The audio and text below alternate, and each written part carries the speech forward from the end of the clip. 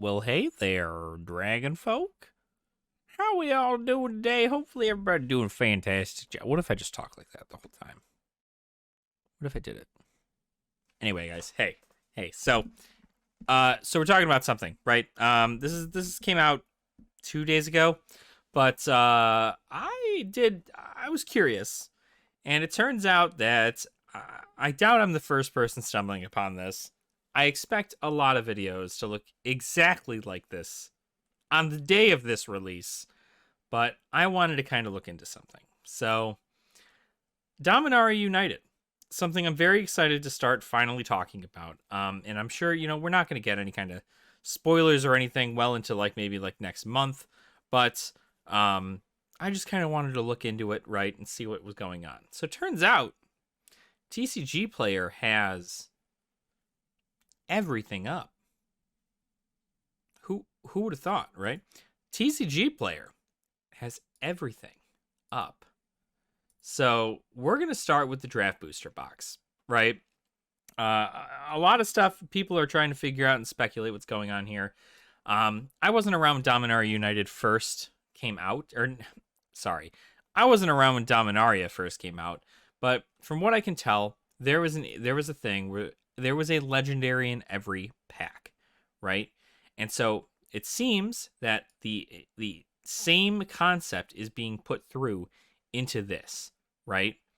So this is the draft booster box. Let it be known, 36 packs in the draft booster box. So sticking to 36 packs, it's perfect, right? And then one traditional foil box topper card. So there's a box topper in here. Turns out there's a box topper in every one of the boxes. So pretty insane. Not sure what the box topper is going to be. Not sure if it's going to be a Gala Greeters or if it's going to be something like, the Godzilla stuff or some kind of masterpiece thing. I don't know. I'm not sure, but we're obviously going to keep an eye on it as spoiler stuff goes through. So, 15 cards and one token ad card. So, what is that? 16 cards in a pack, right? Then I don't know whether or not it's going to be 16. It probably is going to be 15. But it's going to include a combination of one card of rarity rare or higher and 3 uncommons, 10 commons, and 1 land card. So there is one slot in Dominaria United that is rare, right? Rare or mythic. Traditional foil borderless mythic planeswalkers in less than 1% of boosters. Traditional foil borderless mythic planeswalker in less than 1% of boosters. I believe the last time they did that was double feature. Is this right around the same statistic? So who knows what that's going to be about, right? Traditional foil of any rarity replaces a common in 33% of boosters. So foils can replace a common in 33% of boosters. That seems to be the idea behind it. Not sure if that's for everything or it's just foil commons or so on and so forth. Usually there's a chance of a common being in the back instead of a token kind of deal. So, hopefully we still have that, right? So there's one legendary creature in every pack. This is kind of the big thing that it seems like everybody's talking about. One legendary creature in every pack. Now, that happened with Dominaria, apparently, right? That there was one legendary creature in every pack. I don't see this as a problem, right? I don't see this as a problem. And the reason I don't see this as a problem is because obviously the set is based around legendary creatures, right? Return to Magic's home plane in a set full of your favorite MTG legends and heroes. I'm going to be entirely honest.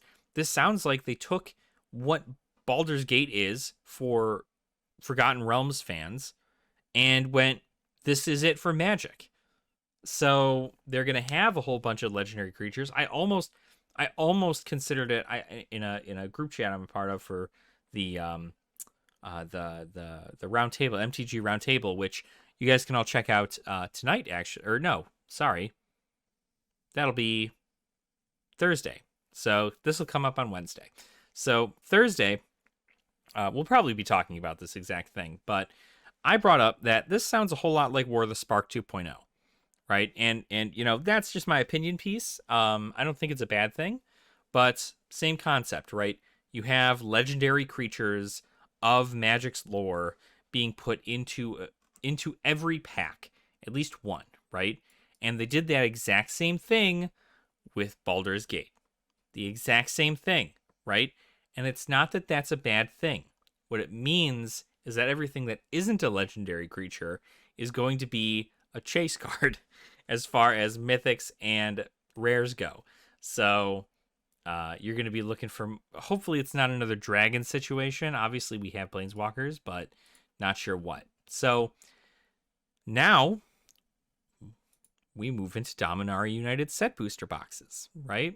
Set booster boxes came, or check this out. I think everybody's only made content on the draft booster boxes. I don't know if anybody's touched the set or the collector booster boxes yet, but we're going to see whether or not we're the first person to talk about it. So, Dominaria United set booster boxes come with 30 packs, right? Much like they did previously. You get one traditional foil box topper, right? And then same deal. 12 cards, one art card, one token ad card, or a card from the list, right? And then, of course, every pack includes a combination of 1 to 4 cards of rarity rare or higher, and 4 to 7 uncommon, 3 to 6 commons, and 1 land card. So you can get anywhere between 1 to 4 cards of rarity rare or higher. Traditional foil land replaces land card in 21% of set boosters. Foil stamped signature art card replaces art card in 10% of set boosters. And traditional foil borderless mythic planeswalker in less than 1% of boosters. So again, same concept. Less than 1% of a traditional foil borderless mythic planeswalker. So that's just how that is. Same concept here, right? 30 packs, best MTG boosters to open just for fun. They say this for all the set boosters because it's just like you get a better amount of rares kind of deal. 12 cards, 1 to 4 cards of rarity rare or higher, at least 1 legendary creature and 1 traditional foil card in every pack, because it comes with 1 foil guaranteed, as all set boosters do, and you'll get at least 1 legendary creature, just like the draft booster boxes. And now you have the same deal, right? It's Return to Magic's home plane and a set full of your favorite MTG legends and heroes. So just the same concept, just set booster box stuff, right? Obviously, we're not sure what the list is going to contain for this one yet. We're still not sure what the box toppers are.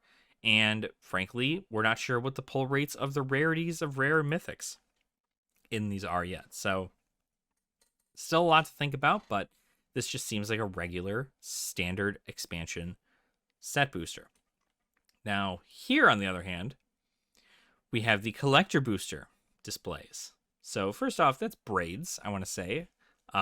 Pretty crazy to see her here, and whatever the hell is going on with her. But the collector boosters is where things are kind of interesting, and I'm not sure whether or not I'm in love with them or not.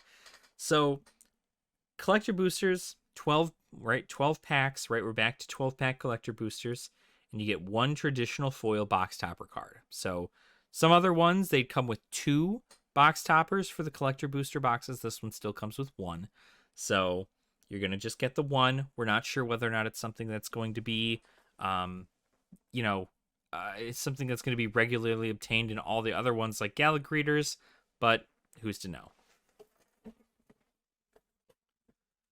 So then we move on to the next thing, right? Each collector booster contains 15 Magic the Gathering cards and 1 traditional foil double-sided token with a combination of 5 to 6 cards of rarity rare or higher, 4 to 5 uncommons, 4 commons, and 1 land card, with a total of 10 to 13 foil cards. Foil borderless mythic rare planeswalkers in 2% of boosters. So your chance of getting a foil borderless mythic rare planeswalker is significantly higher compared to a less than 1% to a now 2% in the collector boosters, right? Obviously, this is for collectors. It's going to be higher, right? But let's take a look at 5 to 6 cards of rarity rare or higher. Now, if I'm reading that correctly, and let me know in the comments if I'm reading that correctly, but does that mean that I'm guaranteed at least 5 rares in every pack? At least.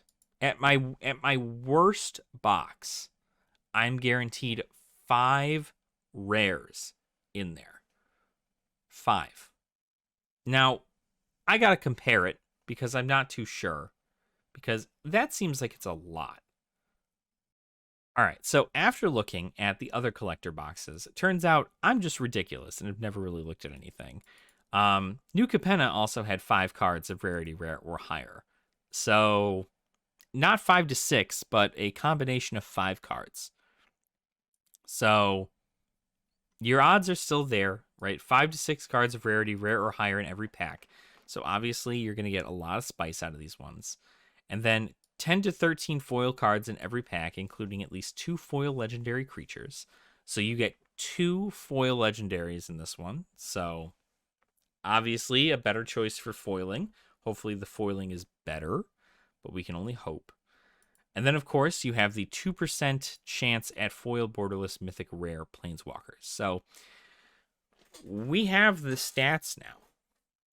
The only thing that we need to know now is what cards will be contained in it. So, Dominaria United is kind of sort of in full swing now. We are not sure. Its release date is September 9th. So, 2 months from now. I imagine in maybe a month's time, maybe a month and a half, we'll start seeing some spoilers. But for right now, all we can do is speculate. Having the legendary in every pack is not an awful thing. I think it's totally fine. As long as the legendary cards will become more bulk, which is unfortunate, but it's only unfortunate for people who are looking to flip stuff, you know what I mean? It's not unfortunate for players when cards are abundant, because then they get to buy the cards.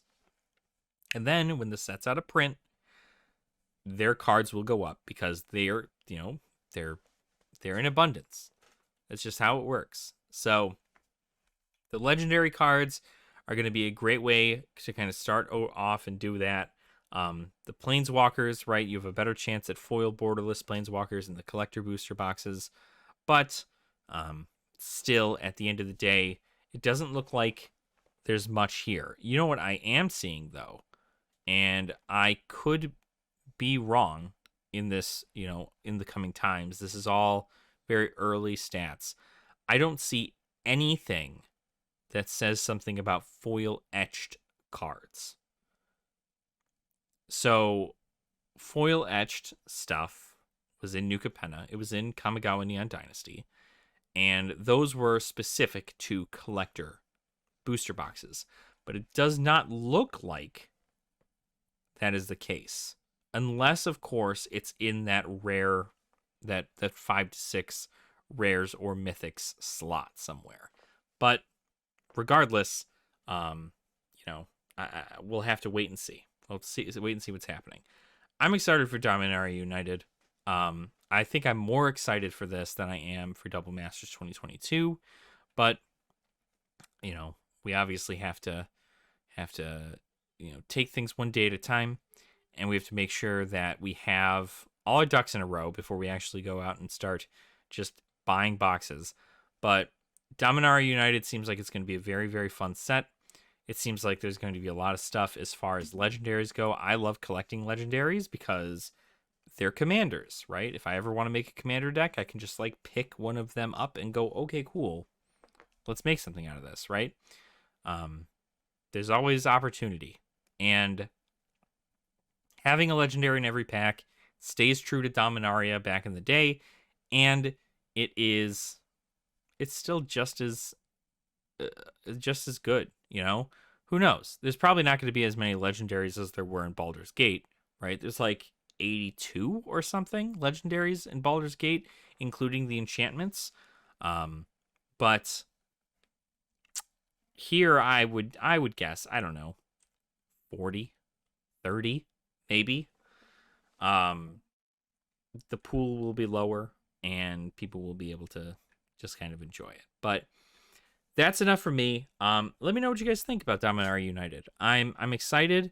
I want to start covering it a little bit more. And obviously, as we start to learn more spoilers, I want to, kind of go over those things, and tell me what you're excited for in the comments. Right? What are you excited for in Dominaria United? Are you excited for the legendaries? Are you excited to see what planeswalkers are going to be created? I mean, you look at the pictures and they have stuff like Karn, right? Karn is a thing. Liliana's a thing. There's just several characters that could come back and make their reappearance, and I'm very, very happy, and I'm excited to see where this goes. So thanks so much for watching. I hope you guys really enjoyed the video. Just kind of going over what I've noticed as far as TCGPlayer goes, but hopefully this video finds you and you enjoy the content behind it. I really would love to get into a discussion with everybody. And while you're down there leaving a comment, make sure to like the video and also subscribe to the channel as well if you have not already. I like to make this content as I see it, and I'm sure it will come up in conversation at several of the streams I'll be a part of. I do have a stream coming up on every Thursday. I'm going to try and make it to MTG Roundtable over at Mr. DJ Longhair's stream. So you can go ahead and head on over there, give him a little subscriber-rooney. And that's where I'll be pretty much every Thursday. I'll try to make a tweet about it before I end up starting. And then Saturday, I may be going to check out Pat the Pauper. And he has invited me onto his stream, and I'm hoping to hop on there and see what the mood is like, and talk more finance, talk more stuff about the game, and kind of just check it from there. So hopefully you guys are enjoying the content. I'm more than happy to bring it to you. And, Diablo's happy that you're here. Aren't you, Diablo? He's so happy. He's so happy. Anyway, I hope you all have a great rest of your day. Make sure to stay safe. Make it a great day or not. The choice is up to you. And I will see you all in our next video. All right, everybody. Nerd out.